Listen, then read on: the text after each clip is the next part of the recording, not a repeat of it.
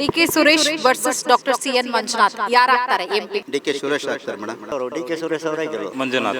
ಡಿ.ಕೆ. ಸುರೇಶ್ ಒಳ್ಳೆ ಅಭಿವೃದ್ಧಿ ಕೆಲಸಗಳು ಮಾಡಿದ್ದಾರೆ. ಈಗ ನಮ್ದು ನಳ್ಳಿಗೆ 1.5 ಕೋಟಿ ಅನುದಾನ ಹಾಕವ್ರೆ. ಈಗ ರೋಡ್ ಕಿತ್ತಾಕಿ 1 ವರ್ಷ ಆಗಿದೆ. ಯಾವ ಅಭಿವೃದ್ಧಿ ಮಾಡಿದ್ದಾರೆ ತೋರಿಸ್ಲಿ ಕಾಂಗ್ರೆಸ್ ಅವರು. ಡಾಕ್ಟರ್ ಸಿಎನ್ ಮಂಜುನಾಥ್ ಅವರು ರಾಜಕೀಯಕ್ಕೆ ಬರಬಾರ್ದಾಗಿತ್ತು ಅಂತ ನಿಮ್ಗೆ ಏನ್ ಅನ್ಸುತ್ತೆ? ಹೃದಯವಂತರು. ಈಗ ಅವ್ರೇನಾದ್ರು ಇಲ್ಲಿ ಗೆದ್ರೆ ಅವ್ರಿಗೊಂದು ಉನ್ನತ ಸ್ಥಾನ ಸಿಗುತ್ತೆ. ಎ.ಸಿ. ರೂಮ್ ಅಲ್ಲಿ ಇದ್ದರು ಹೃದಯ ರೋಗ ತಜ್ಞರು ಅವ್ರು ಬಂದು ಹಳ್ಳಿಗಳಿಗೆ ಕೆಲಸ ಕಾರ್ಯ ಏನ್ ಮಾಡ್ತಾರೆ. ಮಂಜುನಾಥ್ ಅವ್ರ ಮುಖ ನೋಡಲ್ಲ, ಅವ್ರ ಧ್ವನಿಯೂ ನಾವು ಕೇಳಿಲ್ಲ ಇದುವರೆಗೂ. ಈಗ ನಾಮಪತ್ರ ಸಲ್ಲಿಸಿದ ರಾಮನಗರ ಜಿಲ್ಲೆಯಲ್ಲಿ ಇದುವರೆಗೂ ಅಷ್ಟು ಜನ ಎಲ್ಲೂ ಸೇರ್ಲಿಲ್ಲ ಮೇಡಮ್. ಜನ ಕಾಸು ಕೊಟ್ಬಿಟ್ಟು ಕರ್ಕ ಬರೋದೆಲ್ಲ ಜನ ಅಲ್ಲ ಮೇಡಮ್. ಕಾಂಗ್ರೆಸ್ ಸರ್ಕಾರ ಬಂದ್ರೆ 5 ಗ್ಯಾರಂಟಿಗಳು ಕೊಡ್ತೀವಿ ಅಂತ ಹೇಳಿದ್ರು. 5 ಗ್ಯಾರಂಟಿಗಳನ್ನು ಪೂರ್ಣಗೊಳಿಸಿದ್ದಾರೆ. ಈಗ ನಮ್ಮನೆ ಹೇಳುದು ಇದು ಯಾವ ಸರ್ಕಾರ ಅಂತ ಓಟ್ ಹಾಕಿದ್ದೀನಿ, ಇದಕ್ಕೆ ನನ್ ದುಡ್ಡೇ ಬಂದಿಲ್ಲ ಅಂತ.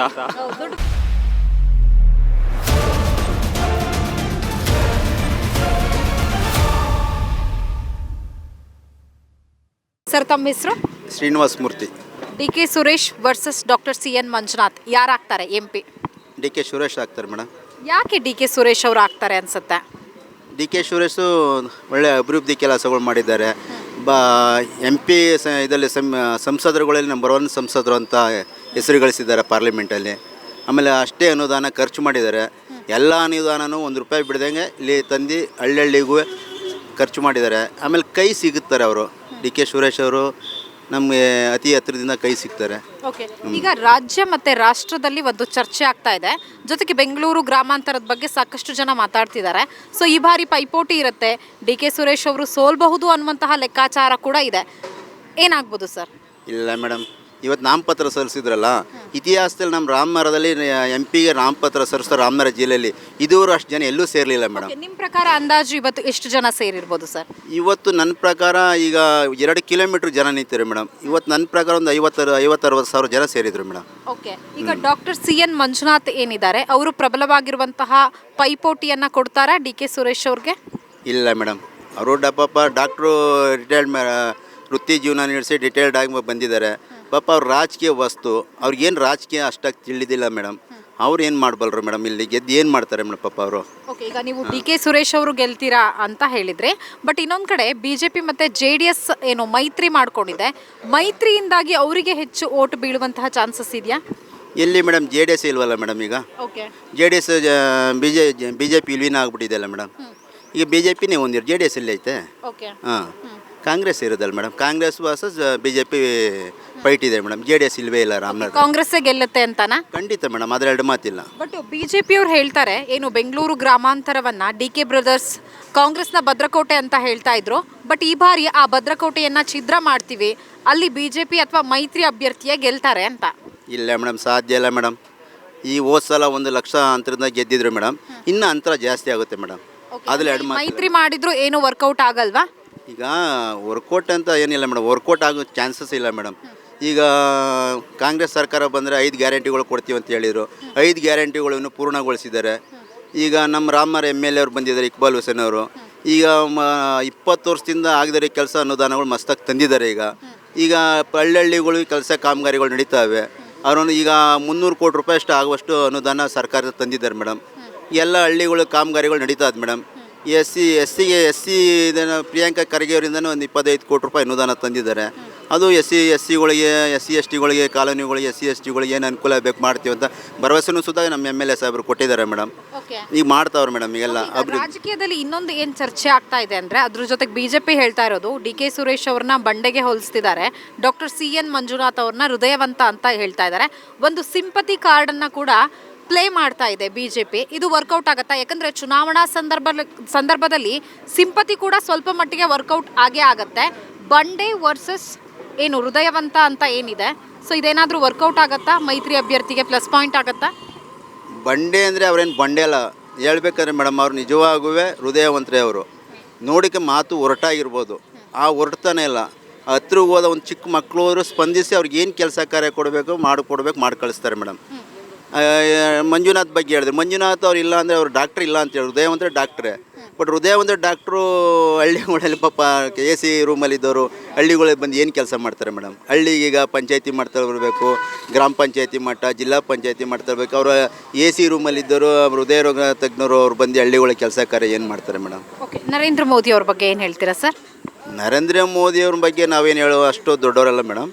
ಬಟ್ ನಮಗೆ ನರೇಂದ್ರ ಮೋದಿಯವರು ಏನು ಮೇಡಮ್ ನಮ್ಮ ದೇಶದಲ್ಲಿ ನಮಗೆ ಭಾಳ ನಮ್ಮ ರಾಜ್ಯಕ್ಕೆ ಭಾಳ ಅನ್ಯಾಯ ಮಾಡಿದ್ದಾರೆ. GST ಟ್ಯಾಕ್ಸ್ಗಳೆಲ್ಲ ನಮಗೆ ನಮ್ಮ ರಾಜ್ಯದ ತೊಗೊಂಡೋಗಿ ಬೇರೆ ಉತ್ತರ ಪ್ರದೇಶ, ಬಿಹಾರ ಆ ಕಡೆಗೆ ಹಾಕ್ತಾವ್ರೆ. ನಮಗೆ ಭಾಳ ಕಮ್ಮಿ ಹಣ ಕೊಟ್ಟಿದ್ದಾರೆ ಮೇಡಮ್. ನಾವು 100 ರೂಪಾಯಿ ಕೊಟ್ಟರೆ ನಮ್ಗೆ 13 ರೂಪಾಯಿ ಕೊಡ್ತಾವ್ರೆ. ನಮ್ಮ 100 ರೂಪಾಯಿ ಟ್ಯಾಕ್ಸ್ ತೊಗೊಂಡು ನಮ್ಗೆ 13 ರೂಪಾಯಿ ಕೊಡ್ತಾವ್ರೆ. ಇದೇ ಬಿಹಾರದಲ್ಲಿ ಅವ್ರಿಗೆ 100 ರೂಪಾಯಿ ತೊಗೊಂಡ್ರೆ ಅವ್ರಿಗೆ 120 ರೂಪಾಯಿ ಕೊಡ್ತಾರೆ ಬಿಹಾರದಲ್ಲಿ. ಬಿಹಾರ, ಮಹಾರಾಷ್ಟ್ರ ಅಲ್ಲಿ ಉತ್ತರ ಪ್ರದೇಶ, ಮಧ್ಯಪ್ರದೇಶ ನಮ್ಮ ಹಣ ಎಲ್ಲ ತೊಗೊಂಡು ಅಲ್ಲಿ ಚೆಲ್ತಾವ್ರೆ. ನಮಗೆ ಭಾಳ ಮೋಸ ಆಗ್ತದೆ ಮೇಡಮ್. ಓಕೆ, ರಾಹುಲ್ ಗಾಂಧಿ ಅವ್ರ ಬಗ್ಗೆ ಏನು ಹೇಳ್ತೀರಾ? ರಾಹುಲ್ ಗಾಂಧಿಯವ್ರ ಬಗ್ಗೆ ಏನು ಹೇಳುವಂಥದ್ದು ಏನಿಲ್ಲ ಮೇಡಮ್. ಈ ಬಾರಿ ಏನಾರು ಅಧಿಕಾರಕ್ಕೆ ಬಂದರೆ ರಾಹುಲ್ ಗಾಂಧಿ ಅವರಿಲ್ಲ, ಮಲ್ಲಿಕಾರ್ಜುನ ಖರ್ಗೆ ಅವರು ಏನಾರು ಪ್ರೈಮ್ ಮಿನಿಸ್ಟರ್ ಆಗ್ತಾರೆ ಸರ್ಕಾರ. ಯಾರು ಪ್ರೈಮ್ ಮಿನಿಸ್ಟರ್ ಆಗ್ತಾರೆ ಅಂತ ಅನ್ಸುತ್ತೆ ಸರ್? ನಮ್ಮ ಪಕ್ಷದಲ್ಲಿ ಮೇಡಮ್ ರಾಹುಲ್ ಗಾಂಧಿನ ಆದರೂ ಸಂತೋಷನೇ, ಮಲ್ಲಿಕಾರ್ಜುನ ಖರ್ಗೆ ಆದರೂ ಭಾಳ ಸಂತೋಷನೇ ಮೇಡಮ್. ಸರ್, ತಮ್ಮ ಹೆಸರು? ಅಶೋಕ್ ಅಂತ. DK Suresh versus doctor CN Manjunath. Next MP ಯಾರು? ಮಂಜುನಾಥ್. ಯಾಕೆ ಮಂಜುನಾಥ್ ಅಂತ ಅನ್ಸುತ್ತೆ? ಅವರು ಹೃದಯ ರೋಗ ತಜ್ಞರು, ಅವರು ಹೃದಯ ಒಳ್ಳೆಯವರು, ನಮ್ಮ ಪ್ರಾಣ ಉಳಿಸಿರೋರು. ಆದ್ರಿಂದ ನಾವು ಅವ್ರಿಗೆ ವೋಟ್ ಮಾಡೋದು. ಓಕೆ, ಅಂದ್ರೆ ನೀವು ಜಯದೇವದಲ್ಲಿ ಟ್ರೀಟ್ಮೆಂಟ್ ತಗೊಂಡಿದ್ದೀರಾ ಹೇಗೆ? ಹೌದು. ಸೊ ಸ್ವತಃ ಅವರನ್ನ ಮಾತಾಡ್ಸಿದ್ದೀರಾ ಹೇಗೆ, ಡಾಕ್ಟರ್ CN ಮಂಜುನಾಥ್ ಅವ್ರನ್ನ? ಹೋಗಿ ಮಾತಾಡ್ಸಿದ್ದೀವಿ. ನಮ್ಮ ಹತ್ರ ಅವಾಗ ಅಷ್ಟು ಕಡು ಬಡತನ ಇತ್ತು.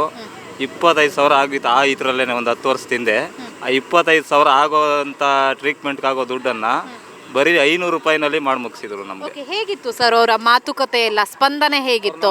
ನೋಡಿದ ತಕ್ಷಣನೇ ಇವರು ಬಡವರು, ಇವ್ರ ಹತ್ರ ಏನು ಇರಲ್ಲ, ಇವ್ರಿಗೆ ಏನು ಟ್ರೀಟ್ಮೆಂಟ್ ಕೊಡಬೇಕು ಅದನ್ನು ಮಾಡಿ ಕಳಿಸಿ ಅಂತ ಅವರು ಸ್ಟಾಫ್ಗಳಿಗೆಲ್ಲ ಆಗಲೇ ಹೇಳ್ಬಿಟ್ಟಿದ್ರು. ಓಕೆ, ಆಮೇಲೆ ಹುಷಾರಾದ್ರ ಹೇಗೆ ತಾವು? ಆರಾಮಾಗಿದ್ದೀನಿ. ಈಗ ನೋಡಿದ್ರೆ ಗೊತ್ತಾಗುತ್ತಲ್ಲ. ಈಗ ತುಂಬಾ ಜನ ಹೇಳ್ತಾ ಇದ್ದಾರೆ ಡಾಕ್ಟರ್ CN ಮಂಜುನಾಥ್ ಅವರು ರಾಜಕೀಯಕ್ಕೆ ಬರಬಾರ್ದಾಗಿತ್ತು ಅಂತ. ನಿಮ್ಗೆ ಏನ್ ಅನ್ಸುತ್ತೆ? ಹೃದಯವಂತರು. ಈಗ ಅವ್ರೇನಾದರೂ ಇಲ್ಲಿ ಗೆದ್ದರೆ ಅವ್ರಿಗೊಂದು ಉನ್ನತ ಸ್ಥಾನ ಸಿಗುತ್ತೆ. ಮುಂದೆ ಆಸ್ಪತ್ರೆಗಳು ಕಟ್ಬೋದಾಗ್ಬೋದು, ಇನ್ನೊಂದಾಗ್ಬೋದು. ರಾಮನಗರದಲ್ಲಿ ಒಂದು ಒಳ್ಳೆ ಕೆಲಸಗಳಾಯ್ತವೆ, ಕೆಲಸ ಕಾರ್ಯಗಳಾಯ್ತವೆ. ಈಗ ಹೇಳಿದ್ರು ಅಭಿವೃದ್ಧಿ ಆಗಿಲ್ಲ, ಏನಿಲ್ಲ. ಈಗ ರೋಡ್ ಕಿತ್ತಾಕಿ 1 ವರ್ಷ ಆಗಿದೆ. ಯಾವ ಅಭಿವೃದ್ಧಿ ಮಾಡಿದ್ದಾರೆ ತೋರಿಸ್ಲಿ ಕಾಂಗ್ರೆಸ್ ಅವರು. ಓಕೆ, ಹಾಗಾದ್ರೆ ಏನು ಶಾಸಕರಾಗಿರುವಂತಹ ಇಕ್ಬಾಲ್ ಹುಸೇನ್ ಹಾಗೆ MP ಆಗಿರುವಂತಹ ಕೆಲಸ ಮಾಡಲಿಲ್ಲ. 11 ತಿಂಗಳಾಗಿದೆ ಶಾಸಕರಾಗಿ. 11 ತಿಂಗಳಿಂದ 1 ರೂಪಾಯಿನ ಕೆಲಸ ರಾಮನಗರದಲ್ಲಿ ಯಾವ ಕೆಲಸನೂ ಮಾಡಿಲ್ಲ. ಸಂಸದರಾಗಿ DK ಸುರೇಶ್ ಅವ್ರು ಮಾಡಿದಾರ, ಕೇಂದ್ರದಿಂದ ಬರುವಂತಹ ಅನುದಾನ ತಂದಿದಾರ ಹೇಗೆ? ಅವರು ನೆರೆಗದ ತಂದಿರ್ಬೋದು ಮೇಡಮ್. ಅದು ನಮ್ಮ ಇದಕ್ಕೆ ಈ ಹೋಬಳಿ ಮಟ್ಟಕ್ಕೆ ಮುಟ್ಟಿಲ್ಲ. ಅದು ಯಾರ್ಯಾರಿಗೆ ಬೇಕು ಅವ್ರವ್ರು ಫಾಲೋವರ್ಸ್ ಯಾರ್ಯಾರು ಇದ್ದಾರೆ ಅವ್ರಿಗೆ ಮಾತ್ರ ಮಾಡಿದ್ದಾರೆ. ಆದರೆ ಜನಗಳಿಗೆ ರೀಚ್ ಆಗಲಿಲ್ಲ ಅದು. ಓಕೆ, ಈಗ ನಾಮಿನೇಷನ್ ಕೂಡ ಫೈಲ್ ಮಾಡಿದ್ದಾರೆ DK ಸುರೇಶ್ ಅವರು. ಸಾಕಷ್ಟು ಜನ ಬಂದಿದ್ರು. ಸೊ ಇದೆಲ್ಲ ನೋಡಿದಾಗ ಏನು ಅನ್ಸುತ್ತೆ? ಜನಕ್ಕೆ ಕಾಸು ಕೊಟ್ಬಿಟ್ಟು ಕರ್ಕೊಬರೋದೆಲ್ಲ ಜನ ಅಲ್ಲ ಮೇಡಮ್. ಹೃದಯ ಒಂದು ಅವ್ರು ಇಂಡಿವಿಜುವಲಾಗಿ ಬರೋದು ಮುಖ್ಯ ಆಗುತ್ತೆ. ಈಗ ಕಾಸು ಕೊಟ್ಬಿಟ್ಟು ಕರ್ಕೊಬಂದ್ಬಿಟ್ಟು ಈಗ ಜನ ತೋರಿಸಿದ್ರೆ ಅದು ಅದೇನೋ ಹೇಳ್ತಾರೆ, ಅದನ್ನು ನಾವು ಹೇಳೋದು ಬೇಡ. ಹಾಗಾದ್ರೆ ಡಾಕ್ಟರ್ CN ಮಂಜುನಾಥ್ ಅವರೇ ಗೆಲ್ತಾರೆ ಅಂತ ಹೇಳ್ತಿದ್ದಾರೆ. ಇಲ್ಲಿ ಅವರೇ ಗೆಲ್ಲೋದು. ಬಟ್ ಕಾಂಗ್ರೆಸ್ ಹೇಳ್ತಾ ಇದೆ ಇದು ನಮ್ಮ ಭದ್ರಕೋಟೆ, ಈ ಬಾರಿ ಕೂಡ ಕಾಂಗ್ರೆಸ್ ವಿನ್ ಆಗುತ್ತೆ ಅಂತ. ಬಟ್ BJP ಹೇಳ್ತಾರೆ ಭದ್ರಕೋಟೆ ಛಿದ್ರ ಮಾಡ್ತೀವಿ ಅಂತ. ಹೇಳ್ಕೊಳಕ್ಕೆ ಏನು ಮೇಡಮ್, ಹೇಳ್ಕೊಳ್ಳಿ. ಎಲ್ಲ ದೇವ್ರಿದ್ದಾನಲ್ಲ, ಹೇಳ್ಕೊಳ್ಳೋರಿಗೆ ಎಷ್ಟು ನಾವೇ ಗೆಲ್ತೀವಿ. ಈಗ ನಾನೇ ಗೆಲ್ತೀನಿ ಅಂತ ಹೇಳ್ಬೋದು, ಆಗುತ್ತಾ? ನರೇಂದ್ರ ಮೋದಿ ಅವ್ರ ಬಗ್ಗೆ ಏನು ಹೇಳ್ತೀರಾ ಸರ್? ಒಳ್ಳೆ ಆಡಳಿತ ಕೊಟ್ಟಿದ್ದಾರೆ. 9 ವರ್ಷದಲ್ಲಿ ಅವರಂಥ ಪ್ರಧಾನಿ ನೋಡಿಲ್ಲ. ಇನ್ನು ಮುಂದಕ್ಕೂ ಅವರೇ ಇದ್ರೆ ಒಳ್ಳೇದು ಅಂತ ನಮಗೆ. ರಾಹುಲ್ ಗಾಂಧಿ ಅವ್ರ ಬಗ್ಗೆ ಏನು ಹೇಳ್ತೀರಾ?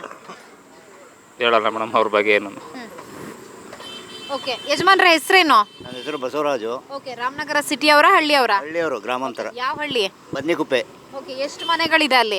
ಅಲ್ಲಿ ಒಂದು 600 ಮನೆಗಳೈತೆ. ಓಕೆ, ಎಷ್ಟು ಜನ ಮತದಾರರು ಇರ್ಬೋದು? ಮತದಾರರು 1800, 2000 ಚಿಲ್ಲರೆ ಅವರೇ. ಓಕೆ, ಯಾರ ಪರ ಇದ್ದಾರೆ? ಕಾಂಗ್ರೆಸ್ ಪರ ಇದ್ದಾರಾ, BJP ಪರ ಇದ್ದಾರಾ? ಕಾಂಗ್ರೆಸ್ ಪರ ಅವರೇ. ಓಕೆ, DK ಸುರೇಶ್ ಅವ್ರು ಗೆಲ್ತಾರಾ, ಡಾಕ್ಟರ್ CN ಮಂಜುನಾಥ್ ಅವ್ರು ಗೆಲ್ತಾರಾ? ಸುರೇಶ್ ಅವರು, DK ಸುರೇಶ್ ಅವರೇ ಗೆಲ್ಲು. ಯಾಕೆ DK ಸುರೇಶ್ ಅವ್ರು ಗೆಲ್ತಾರೆ? ಅಂದರೆ ಕೆಲಸ ಕಾರ್ಯಗಳು ಚೆನ್ನಾಗಿ ಮಾಡ್ತಾರೆ.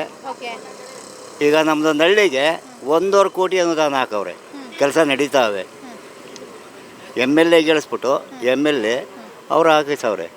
DK ಸುರೇಶ್ ಅವರು 60 ಲಕ್ಷ ಪಂಚಾಯತಿಗೆ ವ್ಯಾಪ್ತಿ ಕೊಟ್ಟವ್ರು, ಸಣ್ಣ ಪುಟ್ಟ ಕೆಲಸ ಕಾರ್ಯಗಳಿಗೆ. ನಮ್ಮ ಬನ್ನಿಕುಪ್ಪನೆ ಪಂಚಾಯತಿ. ಆ ಥರ ಪಕ್ಷದಿಂದ ಒಳ್ಳೆಯ ಕೆಲಸ ಕಾರ್ಯಗಳು ನಡೀತಾವೆ. ಬಟ್ ಈ ಬಾರಿ DK ಸುರೇಶ್ ಅವ್ರನ್ನ ಹೇಗಾದ್ರೂ ಸೋಲಿಸಲೇಬೇಕು ಅನ್ನುವಂತಹ ಲೆಕ್ಕಾಚಾರದಲ್ಲಿ BJP JDS ಇದೆ. ಸಾಧ್ಯವೇ ಇಲ್ಲ. ಒಂದು ಪರ್ಸೆಂಟು ಆಗೋದಿಲ್ಲ ಸೋಲ್ಸಕ್ಕೆ ಅವ್ರನ್ನ. ಹಾಂ, ಪ್ರಬಲವಾಗಿರುವಂತಹ ಪ್ರತಿಸ್ಪರ್ಧಿ ಅಲ್ವಾ ಹಾಗಾದ್ರೆ ಡಾಕ್ಟರ್ CN ಮಂಜುನಾಥ್? ಮಂಜುನಾಥ್ ಅವ್ರ ಮುಖ ನೋಡಿಲ್ಲ, ಅವ್ರ ಧ್ವನಿಯೂ ನಾವು ಕೇಳಿಲ್ಲ ಇದುವರೆಗೂ. ಗೊತ್ತಿದ್ದಾರಾ ಡಾಕ್ಟರ್ CN ಮಂಜುನಾಥ್ ಅವರು? ಟಿವಿಲಿ ಮುಖ ನೋಡ್ಕೊಳ್ಳೋದಷ್ಟೇ, ಟಿವಿಲಿ ಮಾಧ್ಯಮದಲ್ಲಿ. ಇನ್ನೂ ನಾವು ಅವ್ರ ಮುಖ ನೋಡಿಲ್ಲ, ಗೊತ್ತಿಲ್ಲ. ಅಂದ್ರೆ ಏನು ಅಭಿವೃದ್ಧಿ ಮಾಡಿದ್ದಾರೆ ಅನ್ನೋ ಕಾರಣಕ್ಕೆ DK ಸುರೇಶ್ ಅವ್ರನ್ನ ಗೆಲ್ಲಿಸ್ಬೇಕು ಅನ್ಕೊಂಡಿದ್ದೀರಾ ಹೇಗೆ? ಅಭಿವೃದ್ಧಿ ಅಷ್ಟೇ. ಅವರ ಹೃದಯವಂತರು, ಒಳ್ಳೆಯವರು. ಬಡವರಿಗೆ ಅದು ಇದು ಸಹಾಯ ಮಾಡೋದು, ಅದು ಇದು ಕೆಲಸ ಕಾರ್ಯಗಳು ಮಾಡ್ತಾರೆ. ಓಕೆ, ಹಾಂ, ಹಾಗಾದ್ರೆ ಈಗ ರಾಜ್ಯದಲ್ಲಿ ರಾಷ್ಟ್ರದಲ್ಲಿ ಒಂದು ಚರ್ಚೆ ಆಗ್ತಾ ಇತ್ತು, ಡಿ ಕೆ ಸುರೇಶ್ ಅವರು ಈ ಬಾರಿ ಸೋಲ್ಬಹುದು ಅಂತ. ಹಾಗಾದ್ರೆ ಏನಾಗುತ್ತೆ? ನಾವು ನಮ್ಮ ಇದನ್ನು ರಾಮನಗರದ ವ್ಯವಸ್ಥೆ ನೋಡಿದ್ರೆ ಸೋಲಿಗೆ ಸಾಧ್ಯವೇ ಇಲ್ಲ ಅವರು. ಓಕೆ, ಲೀಡ್ ಕೊಡ್ತೀರಾ ರಾಮನಗರದಲ್ಲಿ ಅವ್ರಿಗೆ? ಹೋದ ಸಾರಿ 1,20,000 ಲೀಡ್ ತಗೊಂಡಿದ್ರು, ಈ ಸಾರಿ 1.5 ಲಕ್ಷ ಲೀಡ್ ತಗೋತಾರೆ. ಓಕೆ, ನರೇಂದ್ರ ಮೋದಿ ಅವ್ರ ಬಗ್ಗೆ ಏನು ಹೇಳ್ತೀರಾ?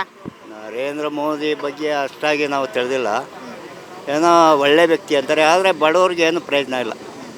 ರಾಹುಲ್ ಗಾಂಧಿ ಅವ್ರ ಬಗ್ಗೆ? ಅವ್ರು ಬಿಡಿ, ಅವ್ರು ನೆಹರು ಮಂತನದಿಂದ ಒಳ್ಳೆಯವರೇ ಬಡವರಿಗೆ. ಇಂದಿರಾ ಗಾಂಧಿ, ನೆಹರು, ಅವ್ರ ಮಗ ಸಂಜಯ್ ಗಾಂಧಿ ಅವರು ಎಲ್ಲ ಒಳ್ಳೆಯವರೇ. ಓಕೆ. ಈಗ 28 ಲೋಕಸಭಾ ಕ್ಷೇತ್ರ ಇರೋದು ರಾಜ್ಯದಲ್ಲಿ. ಕಾಂಗ್ರೆಸ್ ಎಷ್ಟು ವಿನ್ ಆಗ್ಬೋದು? ಬಿಜೆಪಿ JDS ಮೈತ್ರಿ ಎಷ್ಟು ವಿನ್ ಆಗ್ಬೋದು? ಅವೆಲ್ಲ ಹೇಳಕ್ಕೆ ಸಾಧ್ಯವಿಲ್ಲ, ಆದ್ರೂ ಆಗ್ಬೋದು. ಒಂದು 20% ವಿನ್ ಆಗ್ಬೋದು. ಕಾಂಗ್ರೆಸ್ಗೆ ಬರುತ್ತಾ ಅಷ್ಟು? ಬರುತ್ತೆ. ಓಕೆ, ನಿಮಗೆ ಅಂದಾಜಿದೆಯಾ ಸರ್ ಎಷ್ಟು ಬರ್ಬೋದು, ಏನು ಎತ್ತ ಅಂತ? 3-4 ಬರ್ತದೆ ಮೇಡಮ್ ಅಷ್ಟೇ. ಕಾಂಗ್ರೆಸ್ಗ ಪಕ್ಷ ಇರೋದ್ರಿಂದ ಒಂದು 3-4 ಬರ್ಬೋದು. ಓದುವ MP ಎಲೆಕ್ಷನ್ಗೂ ಈ MP ಎಲೆಕ್ಷನ್ಗೂ 2019ರಲ್ಲಿ 1 ಸೀಟ್ ಬಂದಿತ್ತು ಕಾಂಗ್ರೆಸ್ಗೆ. ಈಗ 1-2 ರೇಜ್ ಆಗ್ಬೋದು ಆಡಳಿತ ಪಕ್ಷ ಇರೋದ್ರಿಂದ. ಇವರೇ 20 ಸೀಟು ನಾನಲ್ಲ ಅಂತ ಬರ್ತದೆ, ನೋಡ್ಕೊಳ್ಳಿ ಸರ್. ಏನು ಹೇಳ್ತೀರಾ ಸರ್ ಅವ್ರಿಗೆ?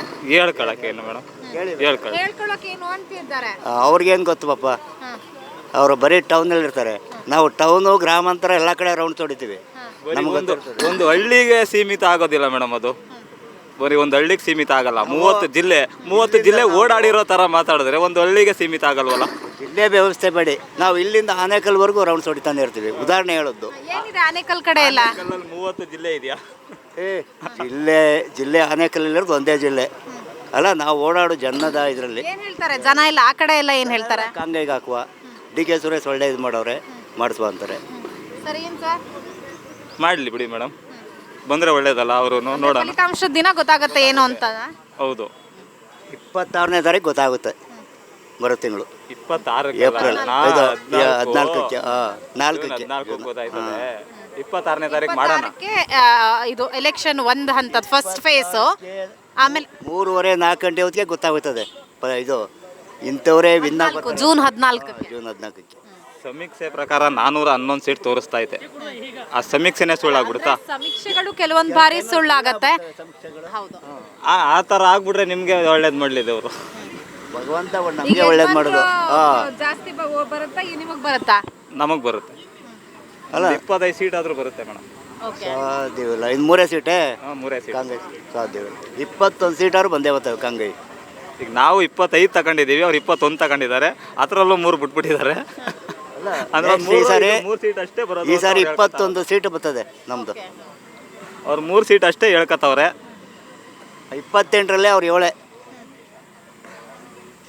ಏನು ಹೇಳ್ತೀರಾ ಸರ್? 7 ಸೀಟ್ ಅಷ್ಟೇ ಬರುತ್ತೆ ಅಂತಿದ್ದಾರೆ ಮೇಡಮ್. 30 ಜಿಲ್ಲೆನಲ್ಲಿ 25 ಸೀಟ್ ಕನಿಷ್ಠ ಪಕ್ಷ 25 ಸೀಟ್ ತಗೋತೀವಿ ಮೇಡಮ್ ನಾವು. ಗೊತ್ತಿಲ್ಲ ಅವ್ರಿಗೆ. ಹೇಳಿ ಮೇಡಮ್, ನಿಮ್ಮ ಪ್ರಕಾರ ಎಷ್ಟು ಬರ್ಬೋದು ಸರ್ ಯಾರ್ಯಾರಿಗೆ? ಮೇಡಮ್ ನಾವು 20 ಸೀಟ್ ತೊಗೋತೀವಿ ಮೇಡಮ್. ಕಾಂಗ್ರೆಸ್ ಪಕ್ಷದಿಂದ 20 ಸೀಟ್ ಗೆಲ್ತೀವಿ ಮೇಡಮ್. ಆದರೆ ಸಿದ್ದರಾಮಯ್ಯ ಅವ್ರು ಹೇಳ್ತಾ ಇದ್ರು 20 ಸೀಟ್ ಬರುತ್ತೆ ಅಂತ. ಅದೇ ಅಂದಾಜಲ್ಲಿ ನೀವು ಹೇಳ್ತಾ ಇದ್ದೀರಾ ಹೇಗೆ? ಇಲ್ಲ ಮೇಡಮ್, ಖಂಡಿತವಾಗೂ 20 ಸೀಟ್ ಬಂದೇ ಬರ್ತದೆ. ಕಾಂಗ್ರೆಸ್ ಸರ್ಕಾರ ಗ್ಯಾರಂಟಿಗಳು 5 ಗ್ಯಾರಂಟಿಗಳು ಪೂರೈಸಿದೆ ಮೇಡಮ್. ಈ ಸಲ ಮಾತ್ರ ಗ್ಯಾರಂಟಿ ಮೇಡಮ್, ಕಾಂಗ್ರೆಸ್ ಸರ್ಕಾರ ಬಹುಮತ ಬರ್ತದೆ ಮೇಡಮ್. ಓಕೆ, ಇವ್ರು ಹೇಳ್ತಿದ್ದಾರೆ ಗ್ಯಾರಂಟಿ. ಇದು ಗ್ಯಾರಂಟಿ ಯಾರು ಯೂಸ್ ಆಗದೆ? ಹೆಣ್ಣು ಮಕ್ಕಳಿಗೆ 2 ತಿಂಗಳಿಂದ ನಿಂತೋಗೈತೆ 2,000 ರೂಪಾಯಿ. ಸರ್ ಈಗ ಜಸ್ಟ್ ಒಬ್ರಿಗೆ ಮೆಸೇಜ್ ಬಂದಿದೆ, ನಾನೇ ನೋಡ್ಕೊಂಡ್ ಬಂದೆ. ಎಲೆಕ್ಷನ್ಗೆ ಬಂದಿರಬೇಕು, ಈ ತಿಂಗಳು ಮೆಸೇಜ್ ಬಂದಿರಬೇಕು. 2 ತಿಂಗಳಾಗಿದೆ ಮೆಸೇಜ್. ನಿಮ್ಮ ಮನೆಯಲ್ಲಿ ಗೃಹಲಕ್ಷ್ಮಿ ಬರ್ತಾ ಇದೆಯಾ? ಅದೇ ನಿಮ್ಮ ಮನೆಯವರಿಗೆ ಬರ್ತಿದ್ಯಾ? 200 ಯೂನಿಟ್ ಫ್ರೀ ಅಂತ ಹೇಳಿದ್ರು. ಅದ್ರ ಮೇಲೆ 1 ಯೂನಿಟ್ ಜಾಸ್ತಿ ಆದ್ರೂ ಆ 200 ಯೂನಿಟ್ ದುಡ್ಡು ಕಟ್ಬೇಕಲ್ಲಿ. ಅಲ್ಲ, ಈಗ ನಿಮ್ಮ ಮನೆಯಲ್ಲಿ ಗೃಹಲಕ್ಷ್ಮಿ ಎಲ್ಲ ಬರ್ತಾ ಇದೆಯಾ ಇಲ್ವಾ? ಮನೇಲಿ ಯಾವುದು ಗೊತ್ತಲ್ಲ ಮೇಡಮ್. ನಮ್ದು 2 ತಿಂಗಳು ಬಂದಿತ್ತು, 4 ತಿಂಗಳು ಅದು ನಿಂತೋಗದೆ. ಈಗ ನಮ್ಮ ಮನೆ ಹೇಳೋದು, ಇದು ಯಾವ ಸರ್ಕಾರ ಅಂತ ಓಟ್ ಹಾಕಿದ್ದೀನಿ, ಇದಕ್ಕೆ ನನ್ನ ದುಡ್ಡೇ ಬಂದಿಲ್ಲ ಅಂತ. ದುಡ್ಡು ಬಂದ್ರೆ ಹಾಕ್ತಿದ್ರ? ಹಾಗಾದ್ರೆ ನಾನು ಹಂಗೂ ಬೈದೆ, ನೀನು ಇದಕ್ಕೆ ಗ್ಯಾರಂಟಿ ಮೇಲೆ ಓಟ್ ಹಾಕ್ತಾ ನೀನು ಅದಕ್ಕೆ ಅಂತ. ದುಡ್ಡು ಕೊಟ್ರೆ ಈ ಕಡೆನೇ ಸರಿ ಅಂದ್ಬಿಡ್ತಾರೆ, ಆ ಥರ ಪಾರ್ಟಿ ಅವರು. ಅವ್ರ ಮಾತು ಕೇಳಬೇಡಿ ನೀವು. MLA ಎಲೆಕ್ಷನ್ ಇಂದನೂ ನಾವು ಒಂದೇ ಪಕ್ಷ. ಬರ್ತದೆ ಮೇಡಮ್, 2,000 ಅಕ್ಕಿ, ಬಸ್ಸು ಫ್ರೀ, ಕರೆಂಟ್ ಫ್ರೀ ಎಲ್ಲ ಕರೆಕ್ಟಾಗಿ ಬರ್ತದೆ. ಅಕ್ಕಿ 10 kg ಕೊಡ್ತೀವಿ ಅಂದ್ರು, ಎಷ್ಟು kg ಬರ್ತಾ ಇದೆ ಮೇಡಮ್ ಈಗ? ಅಕ್ಕಿ 5 ಕೆಜಿ 3 kg ಮಾಡಿದ್ದಾರೆ. ಈಗ ಒಂದು ಕಾರ್ಡ್ಗೆ ಒಬ್ಬರಿಗೆ 140 ರೂಪಾಯಿನೋ ಕಾಸು ಹಾಕ್ತೀನಿ ಅಂದ್ರೆ ಅದೆಲ್ಲ ಆಗ್ತಾ ಇದ್ದಾರೆ. 3 kg ಅದು ಕಾಸು ಹಾಕ್ತಾವ್ರೆ. 2 kg ಎಕ್ಸ್ಟ್ರಾ ಕೊಡ್ತಾರೆ. ರಾಗಿ 3 kg ಕೊಡ್ತಾ ಇರೋದು. ಅಕ್ಕಿ ಬರ್ತಾ ಇರೋದು ಕೇಂದ್ರದಿಂದ ಅಕ್ಕಿ, ಅದು ಮೋದಿ ಅವ್ರು ಕೊಡ್ತಾ ಇರೋ ಅಕ್ಕಿ. ಇವ್ರದ್ದೇನು ಅಲ್ಲ, ಇವ್ರದ್ದೇನು ಇಲ್ಲ ಇಲ್ಲಿ. ಇವ್ರ ಅಕ್ಕಿಗೆ ಈಗ ಹಣ ಕೊಡ್ತಿದಾರಲ್ಲ, ಹಣ ಬರ್ತಿಲ್ವಾ? ಹಣನೂ ಬರ್ತಾ ಇಲ್ಲ ಮೇಡಮ್, ಅದು ಹಣನೂ ಹಣ ಬರ್ತಾ ಇದೆ. ಸರ್ ಬರ್ತಾ ಇದೆಯಾ ಇಲ್ವಾ ಹಣ? ಯೂಟ್ಯೂಬ್ನಲ್ಲಿ ಕರ್ನಾಟಕ ಟಿವಿ ಅಂತ ಸರ್ಚ್ ಮಾಡಿ ನಂತರ ನಮ್ಮ ಕರ್ನಾಟಕ ಟಿವಿ ಸಬ್ಸ್ಕ್ರೈಬ್ ಮಾಡಿ. ಸಬ್ಸ್ಕ್ರೈಬ್ ಆದಮೇಲೆ ನಿಮಗೆ ಹೋಮ್ ಪೇಜ್ ಬಂದರೆ ಕಮ್ಯುನಿಟಿ ಅನ್ನೋ ಆಪ್ಷನ್ ಸಿಗುತ್ತೆ. ಈ ಕಮ್ಯುನಿಟಿ ಆಪ್ಷನ್ ಕ್ಲಿಕ್ ಮಾಡಿದ್ರೆ ನಿಮ್ಮ ಕೆಳಗಡೆ 28 ಲೋಕಸಭಾ ಕ್ಷೇತ್ರಗಳ ಒಂದು ಪೋಲ್ ಕ್ರಿಯೇಟ್ ಮಾಡಲಾಗಿದೆ. ನೀವು ಹೋಗಿ 28 ಕ್ಷೇತ್ರಗಳಲ್ಲಿ ಯಾರು ಗೆಲ್ತಾರೆ, ಯಾರು ಗೆಲ್ಲಬೇಕು, ನಿಮ್ಮ ಸಪೋರ್ಟ್ ಯಾರಿಗೆ ಅಂತ ಅಲ್ಲಿ ನೀವು ಕ್ಲಿಕ್ ಮಾಡ್ಬೋದು, ಅಂದರೆ ವೋಟ್ ಮಾಡ್ಬೋದು. ಇಲ್ಲೇನು ವೋಟಿಂಗ್ ಆಗುತ್ತೆ ನಾವು ಪ್ರತಿದಿನ ನಾವು ನ್ಯೂಸಲ್ಲಿ ನಿಮಗೆ ಅಪ್ಡೇಟ್ ಮಾಡ್ತಿರ್ತೀವಿ. ಇದು ಮತದಾನದ ದಿನದವರೆಗೂ ಕೂಡ ಈ ಪೋಲಿಂಗ್ ಓಪನ್ ಇರುತ್ತೆ.